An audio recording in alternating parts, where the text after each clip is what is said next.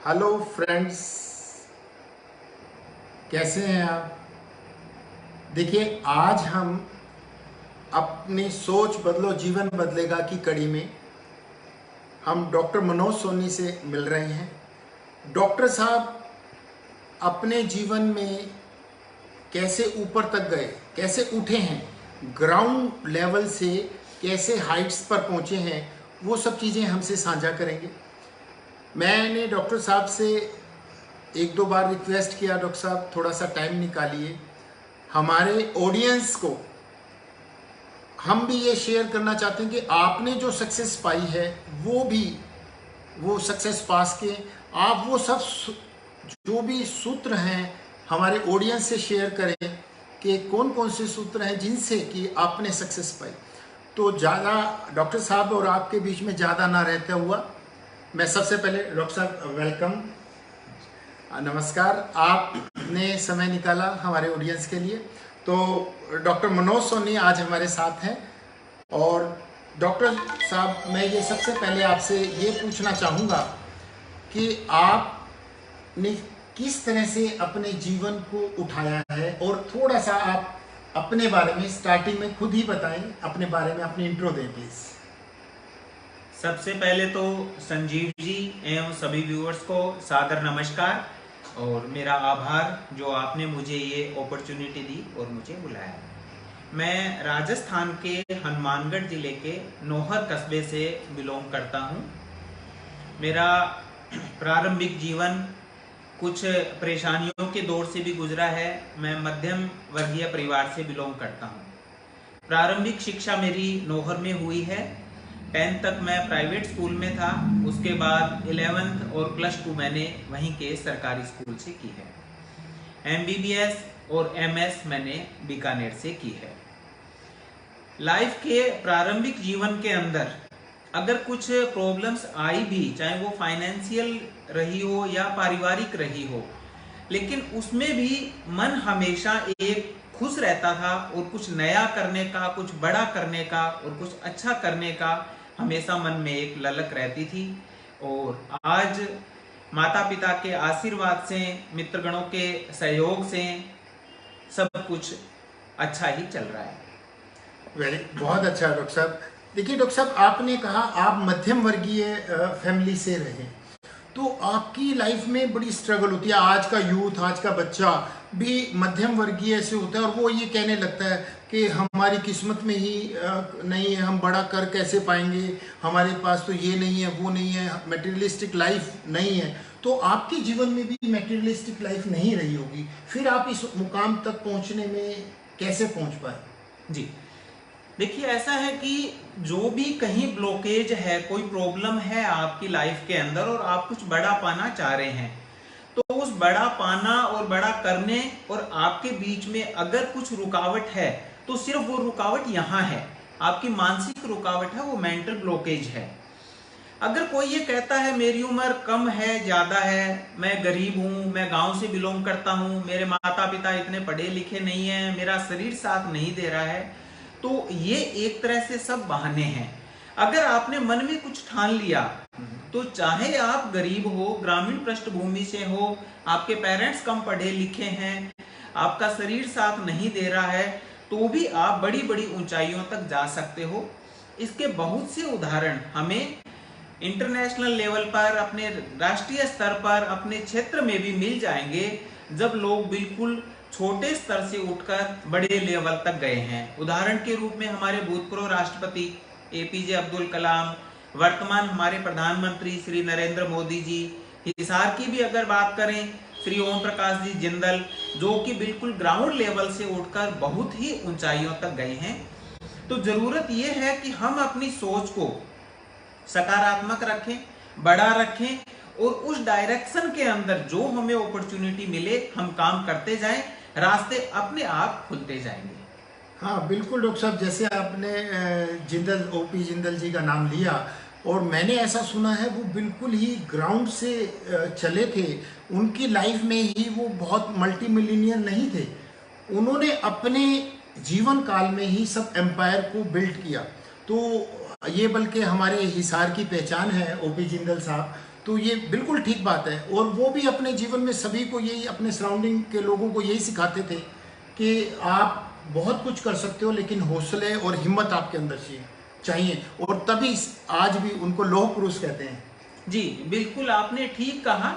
और इनके अलावा अपने भारत के जो सबसे अमीर व्यक्ति है मुकेश अंबानी जी, तो उनके पिताजी श्री धीरू भाई अंबानी जी का भी यही राज शुरुआत के अंदर वो पेट्रोल पंप के ऊपर नौकरी करते थे।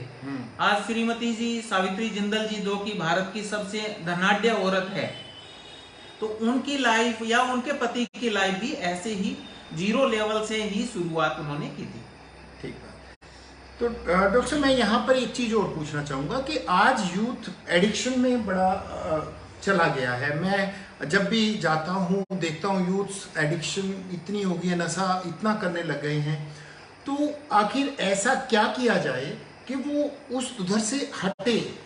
क्योंकि अगर बच्चा, एक यंग बच्चा अगर नशे में चला जाएगा तो वो उसका जीवन स्पॉइल हो जाएगा, जबकि ये जो समय है जीवन को बनाने का है। तो आप क्या कहना चाहेंगे, क्या करना चाहिए? इसमें सबसे पहले तो हमें ये देखना होगा कि यूथ नशे की तरफ क्यों बढ़ता है। तो जो सबसे बड़ा पहला कारण है वो तो है कि एक क्यूरियोसिटी, जानने की इच्छा, ये नशा करने से क्या होगा, इससे मुझे कैसा फील होगा। दूसरा है उसके साथी सहयोगी पीयर ग्रुप का प्रेशर, वो अगर साथ में कोई नशा ले रहे हैं तो वो इच्छा होती है। तीसरा कुछ लोगों में यह है कि दिमाग में टेंशन है, चिंता हो रही है, फिक्र हो रही है, क्या इलाज करें, कुछ नशा ले लिया। पेरेंट्स का ठीक से केयर नहीं करना, उनके ऊपर पूरी ऑब्जर्वेशन नहीं रखना।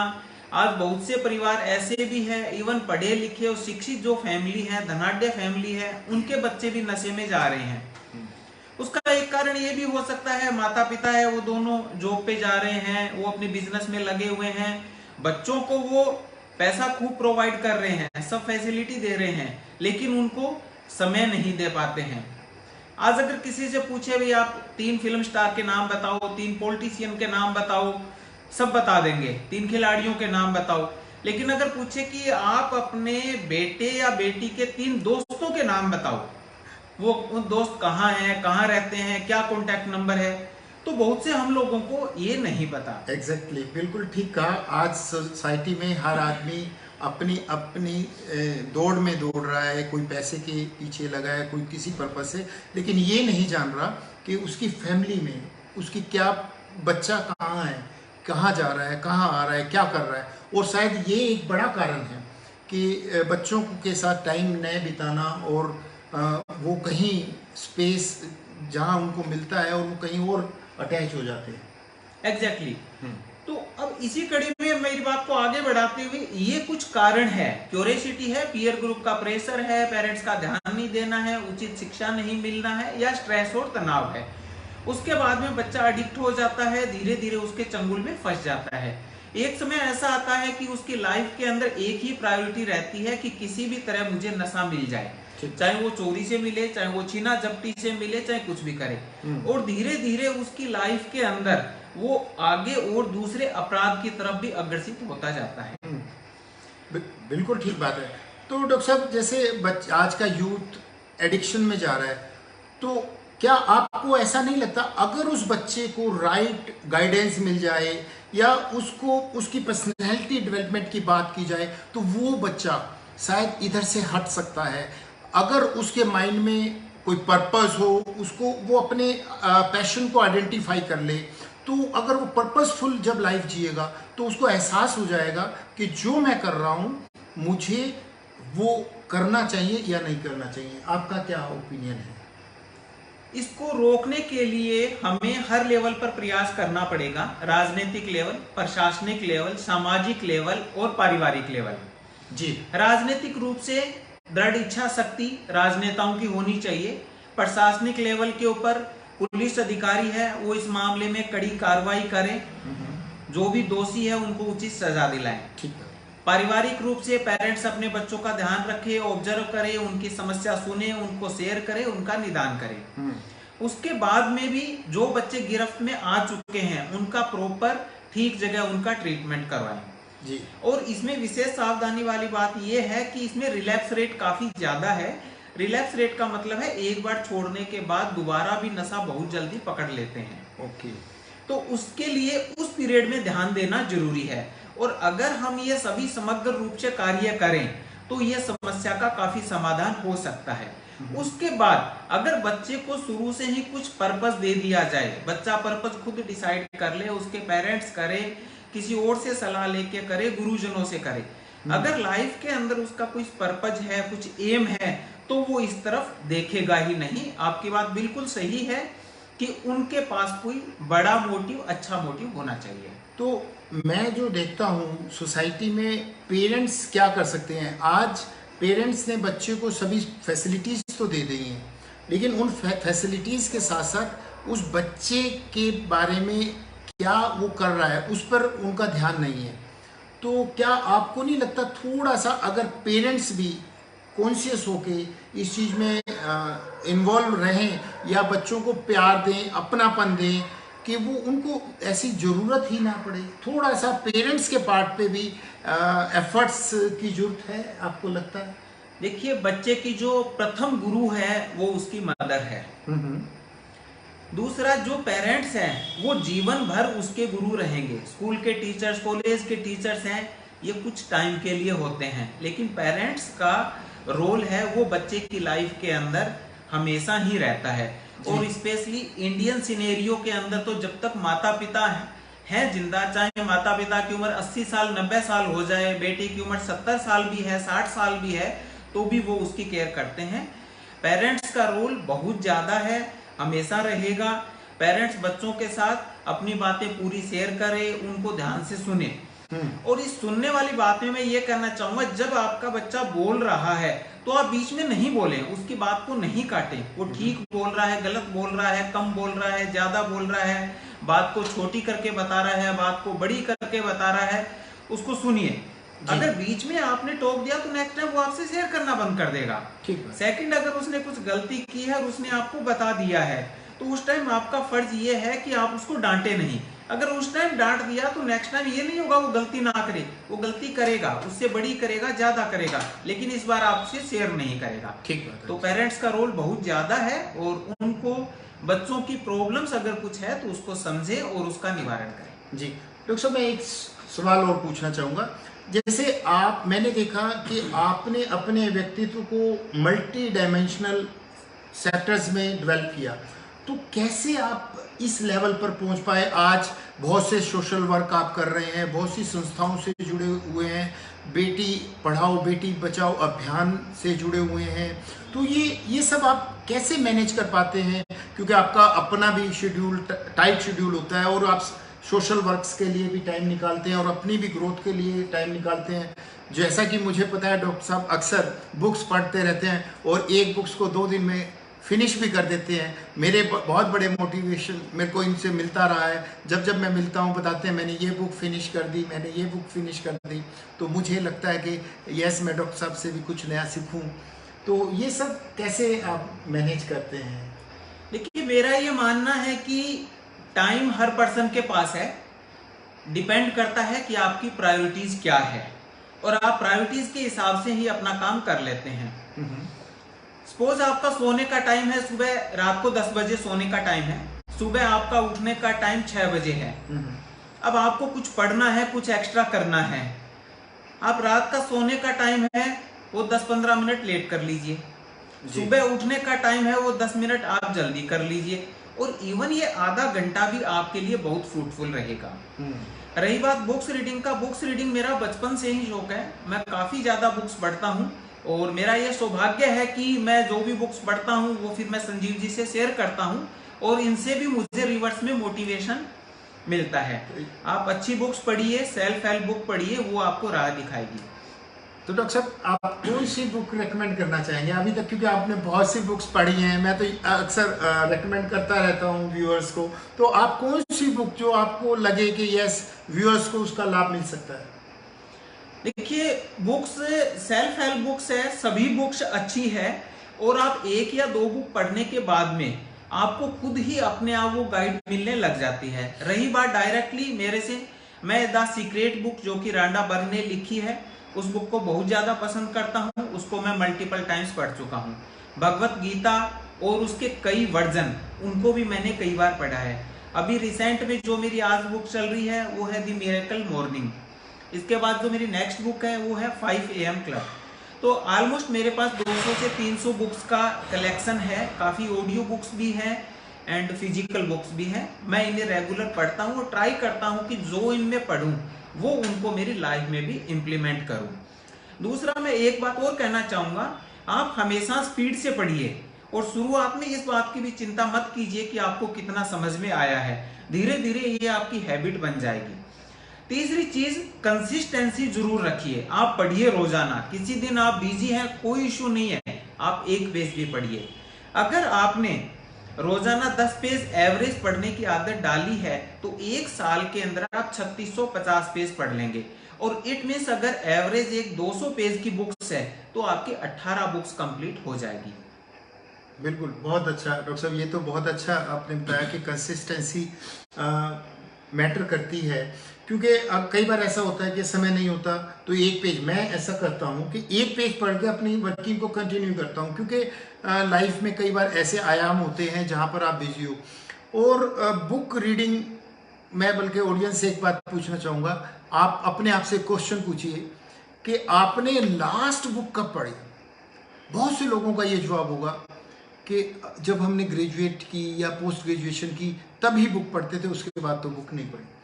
तो मैं यहाँ पर डॉक्टर साहब ये कहना चाहूँगा कि क्या हमें लर्निंग मोड पे रहना चाहिए, या जो लोग नहीं बुक्स पढ़ते तो आप उनके लिए क्या संदेश देना चाहेंगे? देखिए, इंसान की लर्निंग है वो कभी खत्म नहीं हो सकती। दूसरा, एक व्यक्ति जो कि बुक्स नहीं पढ़ रहा है और एक व्यक्ति जो बुक नहीं पढ़ सकता, सपोज वो इलिटरेट है, उसकी आईसाइट ठीक नहीं है, व्हाट एवर रीजन, तो उन दोनों में फिर कोई फर्क नहीं है जी। जो पढ़ नहीं सकता और जो पढ़ नहीं रहा है वो दोनों बराबर में है। लर्निंग कभी खत्म नहीं होती। इवन मैं काफी बुक्स को रीड करता हूँ, चैप्टर्स रीड करता हूँ, और जब दोबारा उनको मैं पढ़ रहा हूँ तो फिर वो मुझे एक नई ऊर्जा, एक नया आयाम, नया कुछ ना कुछ सिखाती है। सबसे अच्छी बात यह है कि आज हम जिस युग में रह रहे हैं वो एक टेक्नोलॉजी का युग है, वो डिजिटल युग है। आप जो भी पढ़ रहे हैं वो आप किसी न किसी प्लेटफॉर्म पे शेयर जरूर कीजिए। आप अपने फ्रेंड्स को बताइए, आप अपने घर के मेंबर्स को बताइए, और कुछ नहीं, आप यूट्यूब पे डाल दीजिए। वहां भी नहीं डालना चाह रहे हैं, आप सेल्फ अपना एक वीडियो बना लीजिए। अगर आप किसी बुक का एसेंस, किसी चैप्टर का एसेंस एक बार फिर बोलते हैं तो वो लाइफ में आपके ज्यादा उतरना शुरू हो जाता है। हाँ डॉक्टर साहब, ये बात तो मैं जब पढ़ता था तब भी कहते थे। कुछ स्टूडेंट्स जैसे टीचिंग करते थे तो वो ये कहते थे कि हम जब दूसरे को शेयर करते हैं दूसरों से, तो हमारा जो खुद का भी लेवल है, जो क्लियरिटी आती है माइंड में, लेवल अप हो जाता है। माइंड में क्लियरिटी आती है सब्जेक्ट से। तो इसमें बिल्कुल ठीक है, जब हम साझा करते हैं अपनी नॉलेज को, जो हमने सीखा है, लर्निंग को, तो लाभ मिलता है। बिल्कुल वेरी ट्रू। तो डॉक्टर साहब एक चीज़ और, जैसे मैंने सुना है आप बेटी बचाओ बेटी पढ़ाओ अभियान से जुड़े हैं, तो इस बारे में थोड़ा सा दर्शकों को बताएं। देखिए, मेरा सौभाग्य रहा है कि मेरा श्री रामसुखदास जी से मिलना हुआ है। वो एक बहुत बड़े संत थे, अभी उनका स्वर्गवास हो गया है। ये बात उस समय की है जब मैं सेकंड MBBS में था, 1994 की बात है जी। वो नोहर आए हुए थे, जो कि मेरा पेरेंटल विलेज है। वहां पे उन्होंने जितने भी डॉक्टर्स थे या जो स्टडी कर रहे थे, मैं उस टाइम स्टूडेंट था, उन सबको बुलाया और उन्होंने एक ही शिक्षा दी कि आप डॉक्टर बनो, अच्छे डॉक्टर बनो, बहुत बड़े डॉक्टर बनो, लेकिन कभी भ्रूण हत्या में इन्वॉल्व मत होना। मैंने उस बात को गांठ बांध लिया और उसके बाद में मेरी जितनी भी प्रैक्टिस रही उसमें मैंने ये चीज इंप्लीमेंट की। एक उन्होंने मुझे वीडियो कैसेट दी उस टाइम। वो वीडियो कैसेट अमेरिका में बनी हुई थी। उस वीडियो कैसेट के अंदर एक पर्सन था जो कि पेट के ऊपर से लेडी का अल्ट्रासाउंड कर रहा था, और सेकंड जो डॉक्टर था वो उसकी DNC कर रहा था, जिसको DNC बोल दो, जिसको सफाई बोल दो, एक्चुअली वो कन्या भ्रूण हत्या ही होती है वो बच्चों। तो उसमें ये दिखाया गया कि किस तरह से जो गर्भस्थ शिशु है उसमें भी पूरी जान होती है, चाहे वो 1 दिन का हो, चाहे वो 10 दिन का हो या 15 दिन का हो जी। वो जो अंदर पेट का बच्चा है वो अपना हाथ खींच रहा है, पैर खींच रहा है, वो तड़फ रहा है, उसका गला कट रहा है, हाथ कट रहा है, मतलब बहुत ही दर्दनाक दृश्य है जी। तो वो बात मेरे गहराई तक बैठ गई। उसके बाद जब मैं हिसार आया तो मैंने उसकी करीब 1000 सीडी बनवाई। वो सीडी मैंने यहाँ काफी लोगों को डिस्ट्रीब्यूट की जी। यहाँ टाउन पार्क के अंदर भी बड़े पर्दे के ऊपर भी एक बार वो सीडी दिखाई।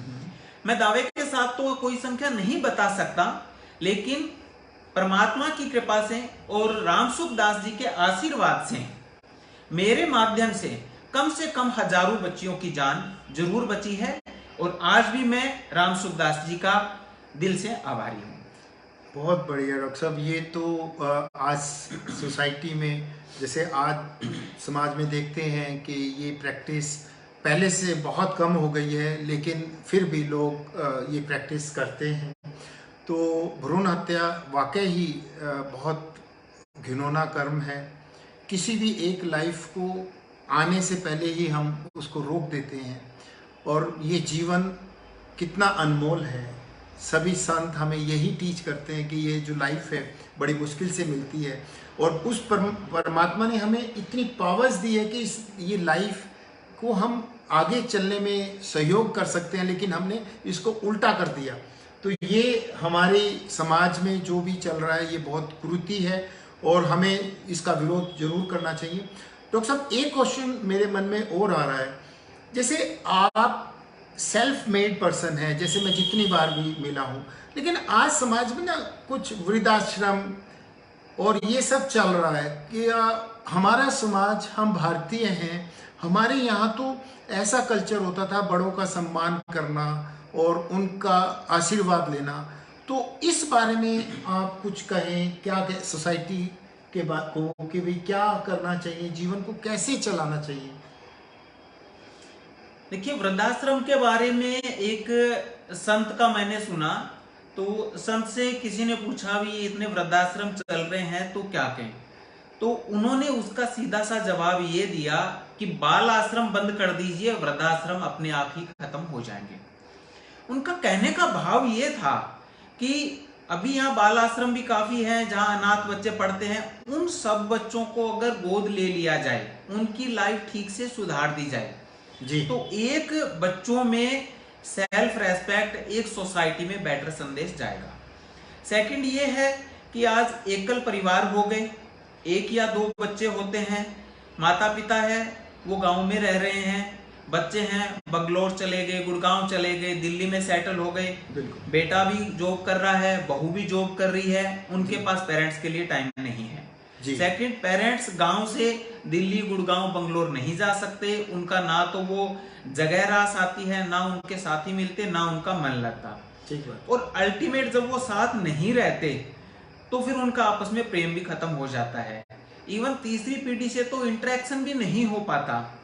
हम अगर अपना बैकग्राउंड याद करें, जो कि मेरी एज वाले लोग हैं, हमें अपने दादा दादी, नाना नानी से कितना प्यार होता था, कितना हम जाते थे। बिल्कुल। और आज हालत ये हो गई है कि वो ठीक से उनको जानते ही नहीं है, तो प्रेम कहां से बनेगा।